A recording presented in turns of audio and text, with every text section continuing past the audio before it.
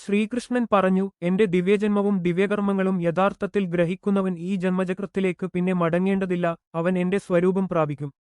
ഭയവും കോപവും ആസക്തിയും വിട്ട് എന്നിൽ ശരണം പ്രാപിച്ച അനവധി പുരാതന ജ്ഞാനികൾ ജ്ഞാനശുദ്ധിയിലൂടെ എന്റെ നില പ്രാപിച്ചു. എന്നെ ഏതുവിധത്തിൽ ആരാധിച്ചാലും ഞാൻ അതേവിധം പ്രതികരിക്കുന്നു. എല്ലാവരും എന്തെങ്കിലും രീതിയിൽ എന്റെ പാതയിലൂടെയാണ് സഞ്ചരിക്കുന്നത്. ഗുണങ്ങളും കർമ്മങ്ങളും പ്രകാരം സമൂഹത്തിലെ 4 വിഭാഗങ്ങളും ഞാൻ തന്നെ സൃഷ്ടിച്ചവയാണ്. എങ്കിലും ഞാൻ കർത്താവായിട്ടും കർമ്മത്തിനാൽ ബാധിക്കപ്പെടുന്നില്ല. കൃഷ്ണൻ പറയുന്നു, അവന്റെ ദിവ്യത്വം തിരിച്ചറിഞ്ഞാൽ ജന്മമരണ ചക്രം അവസാനിക്കും.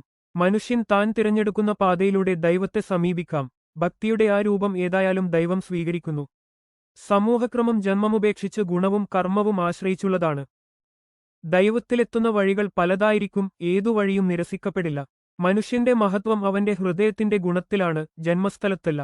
ആത്മീയ വളർച്ച താങ്കളുടെ സ്ഥാനം കൊണ്ടല്ല, താങ്കളുടെ പ്രവൃത്തികളുടെ ശുദ്ധി കൊണ്ടാണ്. നിങ്ങൾ സത്യസന്ധമായി നടന്നാൽ ദൈവം നിങ്ങളുടെ അടുത്തേക്ക് വരും.